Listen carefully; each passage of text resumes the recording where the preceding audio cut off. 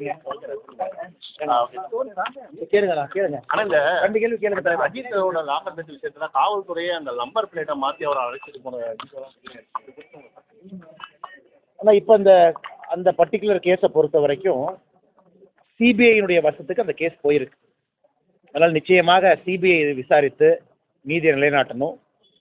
அதிலும் குறிப்பாக அந்த சம்பவத்தில் ஈடுபட்டிருக்கக்கூடிய காவல்துறை சில அதிகாரிகளே அஃபீஷியலாக நம்பர் பிளேட்டை மாட்டியிருப்பதாக பத்திரிகை நண்பர்கள் நீங்கள்லாம் போட்டிருக்கிறீங்க. 2 நம்பர் பிளேட்டு, ஒன்று TN1G ஒன்று, இன்னொன்று TN1G, கீழே இருக்கிற நம்பர் வேற.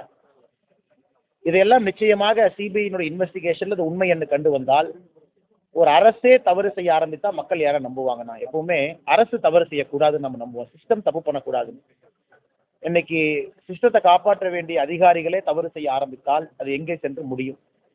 ஆனால் முதலமைச்சர் அவர்கள் இதற்கு முன்பு சொன்னாங்க, காவல்துறையினுடைய இன்டர்னல் ரிஃபார்ம்ஸுக்காக நாங்கள் ஒரு ரிட்டையர்டு நீதியரசரை வச்சு 1 மேன் கமிஷனை போட்டாங்க. அந்த 1 மேன் கமிஷன் நீதியரசர் போட்ட பிறகு அவருடைய பாதுகாவலருக்கே ரோட்டில் வெட்டு விழுந்துச்சு. அது வேற கதைங்கண்ணா. அது ரிப்போர்ட் என்னாச்சு? ஆனால் 2 விதத்துலைங்களா, நம்ம எல்லா இடத்துலையும் இன்னைக்கு காவல்துறையை குற்றம் சுமத்துகின்றோம். இந்த விஷயத்தை பொறுத்தவரை காவல்துறை செய்து தவறு தான். ஆனால் இன்னொரு பக்கமும் இருக்கு. இந்த காயின்ல இன்னொரு பக்கத்தை பாருங்க. காவல்துறையில மொத்தமாக நீங்கள் தமிழ்நாடு முழுவதும் பார்த்தீங்கன்னா இன்னைக்கு காவல்துறை பொறுத்தவரை அதிகமான பணிச்சுமையில் இருக்கிறாங்க. பந்தோபஸ்து பண்ணணும், அவங்களே கிரைம் பண்ணணும், அவங்களே லா அண்ட் ஆர்டர் பண்ணணும், அவங்களே நைட் டியூட்டி போகணும். போதுமான வசதிகள் இல்லை. 2 வீலரில் பைக்கில் காவல்துறை அவங்களே இரவு ரோந்து போகிறாங்க. ஸோ காவல்துறையினுடைய பணிச்சுமையும் ஒரு பக்கம் மிக மிக மிக அதிகமாக இருக்கு. அதாவது காவல்துறையில் எங்கேயோ 2-3 காவலர்கள் தவறு செய்வதற்காக ஒட்டுமொத்த காவல்துறையும் நாம் தவறு செய்து விட்டார்கள் என்று சொல்வதை விட இந்த அஜித் கேஸில் காவல்துறை தவறு செஞ்சிருக்கிறாங்க. அது ஒரு பக்கம். இன்னொரு பக்கம் காவல்துறையை மேம்படுத்துவதற்கு முதலமைச்சர் என்ன நடவடிக்கை எடுத்தார் அதுவும் சொல்லணும். காவல்துறையை ஷிஃப்ட் சிஸ்டம் கொண்டு வருவதற்கான நேரமா? நாமெல்லாம் நல்லா இருக்கிறோம்னா மாசமா சம்பளம் வாங்குறோம், நிம்மதியாக இருக்கிறோம். காவல்துறை ஏன் 16 மணி நேரம் வேலை செய்யணும்? நாம் அதையும் புரிஞ்சுக்கணும்ல. காவல்துறை எதற்காக கடினமாக நமக்காக உழைக்க வேண்டும்? அதுவும் தமிழகத்தை காவல்துறையினுடைய சேலரி பார்த்தீங்கன்னா தெலங்கானா கம்பேர் பண்ணீங்கன்னா அதை விட தமிழகத்தில் காவல்துறை வாங்கக்கூடிய சம்பளம் குறைவு. ஏன்னா இதையும் பார்ப்போன்னு நான் சொல்கிறேன். அதனால் முதலமைச்சர் அவர்களை பொறுத்தவரை காவல்துறை நண்பர்களுடைய வாழ்வாதாரத்தை உயர்த்துவதற்கு ஒரு கமிஷன் போட்டுட்டோம், ஸ்டடி பண்ணட்டும், அவங்களுடைய பணிச்சுமையை குறைக்கட்டும். ஆனால் அஜித்குமார் கேஸாக இருந்தாலும் கூட தூண்டுதல் இல்லாமல் ஒரு காவல்துறையினுடைய கான்ஸ்டபிள் வேலை இல்லாமல் போய் அஜித்குமாரை துன்புறுத்த போறாரா? அவருக்கு என்ன பர்சனல் இன்ட்ரெஸ்ட் அது இருக்கா? வெளியே இருக்கக்கூடிய அதிகாரிகள் தூண்டுறாங்க. வெளியே இருக்கக்கூடிய பணம் படைத்தவர்கள், வெளியே இருக்கக்கூடிய அதிகாரம் படைத்தவர்கள் ஒரு கான்ஸ்டபிளை தூண்டினதுக்கு அப்புறம் அவர் தப்பு பண்றாரு. அஜித்துக்கும் அந்த துன்புறுத்திய கான்ஸ்டபிளுக்கு என்ன சம்பந்தம்? மாமா மச்சானா? அதனால் இந்த விஷயத்தை பொறுத்தவரை நாம நேரடியாக காவல்துறை என்று சொல்வதை விட தப்பு நடந்திருக்கு, சிபிஐ என்கொயரி பண்றாங்க. காவல்துறையின் மீது இருக்கக்கூடிய அழுத்தத்தை குறைக்கும் வரை தமிழகத்தில் அது நடந்துகிட்டே தாங்க இருக்கும். பணிச்சுமை அதிகம், காவல்துறை ரெக்ரூட்மெண்ட் நடக்கிறது இல்லை. நேற்று பார்த்த ரொம்ப அழகா அந்த டிஒய்எஸ்பி அவர் ட்ரைனிங்ல அவர் அந்த வால் வாங்கியிருந்தாரு, sword of honour best training. எவ்வளோ அற்புதமாக தன் மனைவியின் மீது மண்டியிட்டு அந்த சார்ட் ஆஃப் ஆனர் சார்டை கொடுத்து அந்த மெடல் எடுத்து அப்பா கொண்டு அம்மா கொண்டு குழந்தை கொண்டு மாட்டி பார்ப்பதற்கே கண்கொள்ளா காட்சி. அப்போ நினைச்சேன், பணியில் சேரும் பொழுது இவ்வளோ அற்புதமாக சேர்ந்திருக்காரு. இதே டிஒய்எஸ்பி அவர்கள் 10 ஆண்டுகள் கழித்தும் குடும்பத்தின் மீது அந்த பாசமாக இருப்பாரா அப்படின்னு? ஏன்னா அந்த நியாயமான கேள்விங்க. அதனால் காவல்துறையின் மீது இருக்கக்கூடிய பணிச்சுமையும் ஸ்ட்ரெஸ்ஸும் குறைப்பதற்கு முதலமைச்சர் நடவடிக்கை எடுக்கணும். சும்மா காவல்துறையை பயன்படுத்திட்டு இருந்தால் என்னென்ன பிரயோஜனம்? அது பண்ணாத வரைக்கும் இன்னொரு அஜித்து நடக்கும்.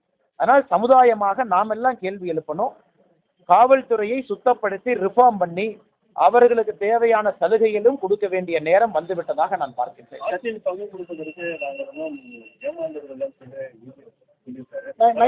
நயினார் அண்ணனுடைய பேட்டி நான் பார்த்தேன். நம்முடைய தலைவர் நயினார் அண்ணன் சொல்லியிருந்தாங்க, இந்த மாதிரி அந்த பொருள் நான் பேசலை, வேற ஏதோ பொருள் நான் பேசினேன் அப்படின்னு சொன்ன பிறகு இந்த விஷயம் என்னை பொறுத்தவரை நான் முடிந்ததாக கருதுகின்றேன். காரணம், நயினார் அண்ணன் சொன்னாங்க, இந்த மாதிரி எனக்கு அவர் தொலைபேசி மூலமாக அழைத்திருந்தார், நான் அந்த அர்த்தத்தில் பேசுகிறேன், நான் வேற ஏதோ அர்த்தத்தில் பேசுகிறேன்.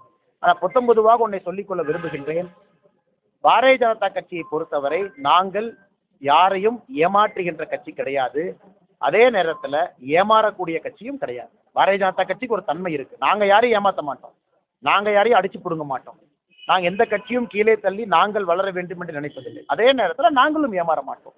அதனால் இந்த விஷயத்தை பொறுத்தவரை நயினார் அவர்கள் சொன்ன பிறகு இந்த பிரச்சனை அது முடிந்ததாக. இது பிரச்சனைன்னு சொல்றதை விட பத்திரிகை நண்பர்கள் ஒரு பர்டிகுலர் இதை ஹைலைட் பண்ணிருந்தீங்க, அது மிஸ்கோட் ஆயிடுச்சா இல்லை அர்த்தம் என்ன அப்படிங்கிறதுக்கு அவங்க தரப்புல விளக்கம் அளித்த பிறகு எங்களுடைய மாநிலத்தினுடைய தலைவர் நயினார் நாகேந்திரன் அவர்கள் கூறிய பிறகு இதை பற்றி நான் இதற்கு மேல் பேசினால் சரியாக இருக்காது. அதே போல விளக்கம் கொடுத்துட்டீங்க. நீங்க அமைச்சர் சொல்றதுதான், மத்திய அமைச்சர் சொல்ற அமைச்சர் சொல்றதுதான் நாங்கள் பின்பற்ற முடியுங்கிறது.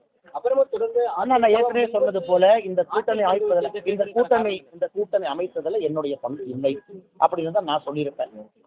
ஸோ எங்களுடைய தரப்புல சம்பந்தப்பட்ட தலைவர்கள் பேசுவாங்க. என்னுடைய முடிவுல நான் உறுதியாத்தாங்க இருக்கேன். நான் எப்பவுமே முடிவை மாற்றியது கிடையாது. 2021 அரசியல் நிலைப்பாடு எதற்காக பாரதிய ஜனதா கட்சி தொண்டராக இருக்கின்றனோ அந்த நிலைப்பாடில் எந்த மாற்றம் இல்லை. அதே நேரத்தில் ஒரு விஷயத்தை நாம் புரிந்து கொள்ள வேண்டும். இன்னைக்கு தமிழகத்துல திராவிட முன்னேற்ற கழகத்தை நாம் பதவியிலிருந்து அகற்ற வேண்டும் என்கின்ற ஒற்றை நோக்கில் பயணித்துக் கொண்டிருக்கின்றோம். தலைவர்களும் புரிந்து கொள்வார்கள். முதல்ல மாதிரி அரசியல் களம் இல்ல, கட்சிகளும் வலுவிழந்திருக்கிறார். ஒரு கட்சி தனிப்பட்ட முறையில அவங்க மெஜாரிட்டியோட ஆட்சி அமைக்க முடியுமா எனக்கு தெரியலங்க, எனக்கு தெரியாது. திமுக தானாக தனியாக ஆட்சி அமைப்பாங்களா தெரியாது. இன்னைக்கு திமுக ஆட்சி அமைப்பது மாதிரி எனக்கு தெரியல. மக்களுடைய கோபத்தை நான் பார்க்குறேன்.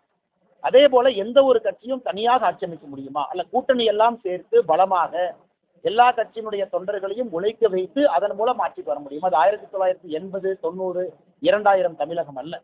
2024 தேர்தலே ஒரு சாட்சி. 2024 பாராளுமன்ற தேர்தல் ஒரு சாட்சி. எந்தெந்த கட்சியினுடைய வாக்கு சதவீதம் எவ்வளவு என்பது எல்லோருக்குமே தெரியுங்க. ஆனால் நான் யாரையும் குறைத்து மதிப்பிடவில்லை. அதே நேரத்தில் மற்ற கட்சிகளும் இன்னொரு கட்சியை குறைத்து மதிப்பிட வேண்டாம் என்றுதான் சொல்லுகின்றேன். இது பரஸ்பரம் எல்லா கட்சியும் இன்னொரு கட்சியை சகோதரத்துவமாக பார்க்கும் பொழுது எல்லா கட்சிகளும் இன்னொரு கட்சிக்கு உதவி பண்ணுவாங்க. இதை பொறுத்த வரைக்கும் சகோதரத்துவமாக எல்லோரும் வளர வேண்டும், எல்லோரையும் வளர்த்தி செல்ல வேண்டும் என்பதுதான் இதுல நோக்கம், இதுல எண்ணம். அதனால இதுல தேவையில்லாத விஷயங்களை நான் பேச வேண்டாம் என்று நினைக்கின்றேன். அது பேசினாலும் அது தவறு. காலம் இருக்கிறது, காத்திருங்கள். அதே நேரத்தில் யார் சம்பந்தப்பட்ட தலைவர்கள் பேசியிருந்தார்களோ அவர்களுடைய பொறுப்பு அதற்கு காத்திருக்கும். தமிழகத்தில் மிகப்பெரிய ஒரு கட்சி என்னோட கூட்டணியில உபயோகித்து வரப்போறாங்கன்னு சொல்லிட்டு இபிஎஸ் ஒரு தனியார் தொலைக்காட்சி. ஆனா எனக்கு தெரியாதுங்கண்ணா, நான் எந்த பேட்டியும் பார்க்கல, யார் கொடுத்த பேட்டியும் பார்க்கல. நீங்க நேரா ஒரு கேள்வி கேட்குறீங்க, நான் ஒரு பேட்டி பார்த்துருந்தா நான் பதில் சொல்லலாம். நீங்க கேட்குற கேள்விக்கு எனக்கு தெரிஞ்ச விஷயத்தை பற்றி நான் சொல்றேங்கண்ணா. சரி, இப்போ டிஎஸ்பி கலால் பண்ணியிருக்காங்க. அவர் புரோட்டோகாலுக்கு ஏதோ அவர் வண்டி கொடுக்கலன்னு சொல்லிட்டு. அண்ணா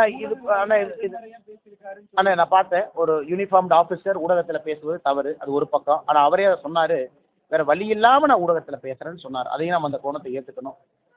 என்னுடைய இது என்னன்னாங்கன்னா, ஒரு ஆஃபீஸரும் கூட தன்னுடைய தரப்பை வைத்த பிறகு அதிகாரிகள் மீது குற்றம் சுமத்திய பிறகு சில நேரத்தில் ஒரு அதிகாரியும் கூட பொறுமையை கடைபிடிப்பது நல்லதுங்கண்ணா. தொடர்ந்து ஒரு அதிகாரியும் பேசிக்கிட்டே இருந்தாங்கன்னா அவர் இருக்கக்கூடிய அந்த யூனிஃபார்முக்கும் அந்த பதவிக்கும் அழகாக இருக்காது, அது பொறுப்பாக இருக்காது. அவர் தரப்பை வச்சுட்டாரு, பத்திரிகைகள் முன்னாடி வச்சுட்டாங்க, நண்பர்கள் நீங்களும் அதை கையில் எடுத்துட்டீங்க, நீங்களும் கேள்வி கேட்குறீங்க, நீங்களும் சம்மந்தப்பட்ட அதிகாரிகள் சம்மந்தப்பட்ட தலைவர்களை போய் கேட்குறீங்க.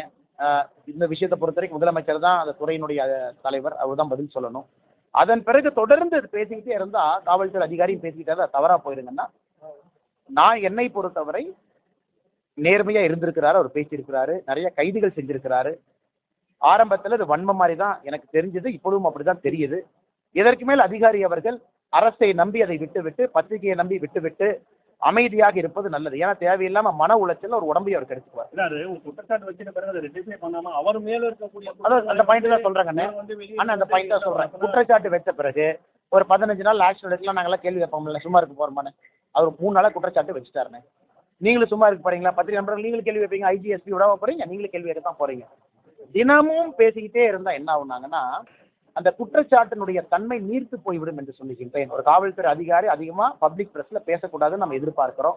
ஏன்னா உங்களுக்கும் எனக்கும் இருக்கக்கூடிய கருத்துரிமை ஒரு காவல்துறைக்கு ரெஸ்ட்ரிக்ட் பண்ணியிருக்கிறாங்க. அரசியலமைப்பு சட்டத்துல நம்மளை போல் ஒரு காவல்துறை நண்பர், ஒரு சகோதர சகோதரி ஓப்பனா சில விஷயத்த பேச முடியாது. குற்றச்சாட்டு வச்சுட்டாங்க, கொஞ்சம் பொறுமை. நீங்களா இருக்கீங்களா, நீங்க கேள்வி கேட்பீங்கல்ல, பதில் சொல்லாம விட்டுருவீங்களா? கொஞ்சம் பொறுமை. அது தினமும் பேச பேச என்ன ஆகுதுன்னா அந்த குற்றச்சாட்டினுடைய வீரியம் நீர்த்து போய்விடும் என்கின்ற கருத்தை நான் பதிவு செய்யறேன். அவ்வளவுதாங்க. சரிங்கண்ணா. சார் ஒன்றும் இல்லை சார். இப்போ திருட்டு சம்பவங்கள்ல குற்றவாளியை பிடிக்கிறாங்க, ஆனா ரெக்கவர் பண்ண முடியல அப்படின்னு போலீஸ் தரப்புல சொல்றாங்க. உங்களுக்கே தெரியும், ரெக்கவர் பண்ண முடியல சார், நாங்க பிடிச்சோம் ஒப்படைச்சிட்டோங்கிறாங்க. இதனால ஒவ்வொரு வீட்டுல 13, 40, 50 சவரன் கொள்ள மக்கள் தான். ஐயா நான் உங்களுக்கு ஒரு சின்ன ஒரு சீக்கிரட்டை சொல்றேன். நீங்க பத்திரிகை நண்பர்கள், நீங்க ஒரு சின்ன RTI போட்டு உங்க நிறுவனத்தின் மூலமாக தமிழ்நாட்டில் ரெக்கவரி ரேட்டை பாருங்க. நல்ல காவல்துறை 20% தாண்டாது. ஒரு நல்ல காவல்துறையா இருக்குதுன்னா ஒரு மாநிலத்துல ஒரு 100 பவுன் காணாம போகுதுன்னா ரெக்கவரி 20 பவுன் தான் இருக்கும். 80% காணாம போயிடும்.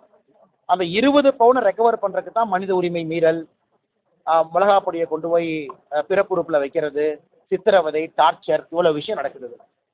இன்னைக்கு என்னை பொறுத்தவரை இந்தியாவில் அரசு முடிவு செய்யணும், அது திருட்டு போயிருச்சு, காணாமல் போயிருச்சு, காவல்துறை ஒத்துக்கிட்டாங்கன்னா அரசே இன்சூரன்ஸ் போட்டு பணம் கொடுக்கணும். அதற்கான நேரமும் காலமும் வந்துருச்சு.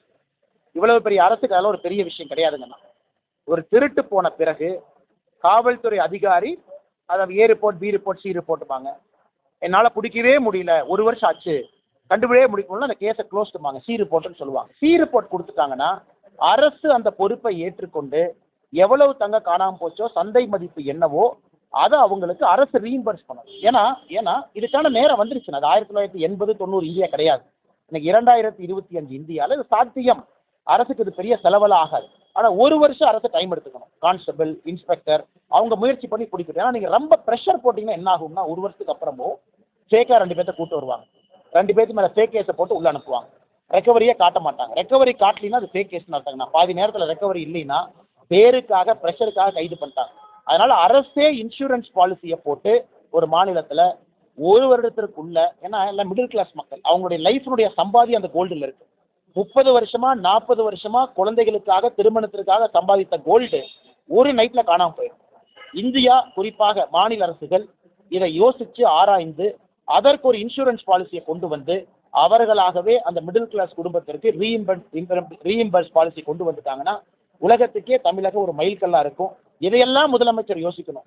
இதை யோசிக்காம வேற ஏதோ நம்ம யோசிச்சுட்டு இருக்கோம். இந்த மாதிரி யோசிச்சா கண்டிப்பா மக்களுக்கு நல்லது நடக்கும். தொடர்ச்சியா உங்க மேல ஒரு விமர்சனம் வைக்கப்படுது. அதிமுக கூட்டணி பாஜக இருக்கிறது வந்து அண்ணாமலை அவர்களுக்கு விருப்பம் இல்ல, அதனால அந்த கூட்டணி உடைப்பதற்காக அது கூட்டணிக்கு எதிராக பேசுகிறார். ஒரு நிமிஷம், கூட்டணிக்கு எதிராக பேசலாம் பட்டியல் போடுங்க தலைவா. நீங்க தானே கேட்குறீங்க, பட்டியல் ஒன்று சொல்லுங்க. கூட்டணிக்கு எதிராக எங்க பேசுனேன்? ஆட்சியில் பங்குன்னு யார் சொன்னா? யார் சொன்னா?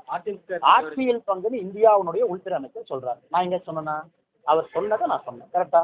இந்த கூட்டணி நடந்து முடிந்ததுல என்னுடைய பங்கு இருக்குன்னு எங்க சொன்னா இல்ல. அமித்ஷாஜி அவர்களும் இபிஎஸ் அவர்களும் அந்த மேடையில் உட்கார்ந்த பொழுது நான் மேடையில் அமித்ஷாஜி பக்கம் உட்கார மாட்டேன்னு நான் சொன்னேன்னா, அதுக்கப்புறம் 3 மாசம் அமைதியா இருக்கிறேன்னா, இப்பவும் பத்திரிகையாளர் சந்திப்பை நான் கூப்பிட்டேன்னா இல்லை ஏர்போர்ட்ல வண்டியை நோக்கி போகும்போது என்னை மறித்து நீங்க நிற்கிறீங்களா? எங்கேயாச்சும் கூட்டணிக்கு எதிராக ஒரு கருத்தை நான் பேசி வைக்கணாங்கண்ணா, என் பாட்டுக்கு சிவனேன்னு, என் ஆடு மாடு, என் கிரிக்கெட்டு, என்னுடைய ஃபவுண்டேஷனு, கீழே இருக்கக்கூடிய மக்களை சோஷியல் சர்வீஸ் பண்ணிட்டு இருக்கேன். கட்சியில் முக்கியமான வேலைன்னா போய் வேலை செய்கிறேன். அரசியல் மாற்றத்திற்காக அன்னைக்கே சொன்னேன், நான் காத்திருக்கிறேன்னு சொன்னேன். அதற்கான ஒரு நேரமும் காலமும் வரும், அதுவரை காத்திருக்கேன். இந்த கூட்டணிக்கு எதிராக எங்கேயாச்சும் நான் ஒரு கருத்து பேசினா நீங்க சொல்லுங்க.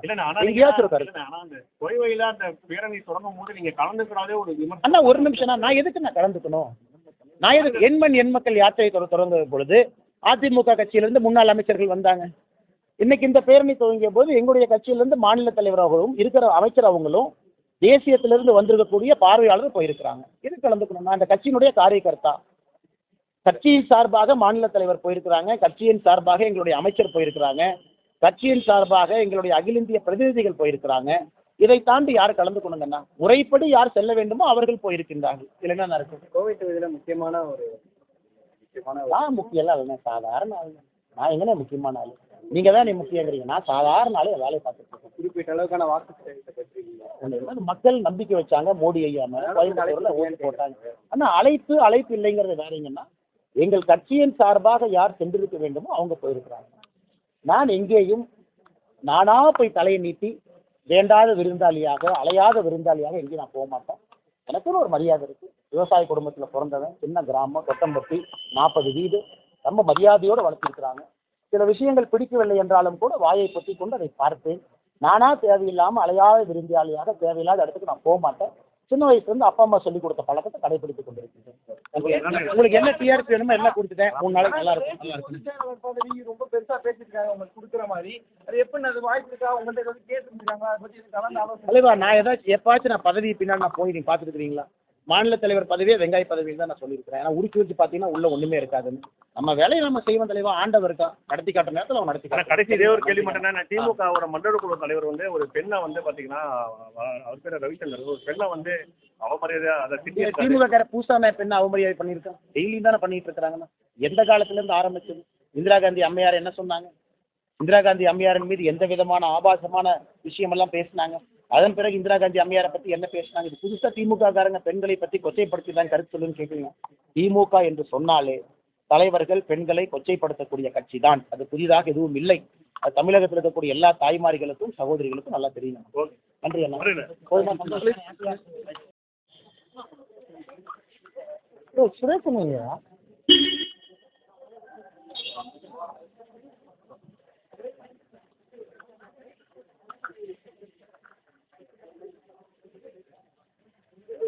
ஓகே.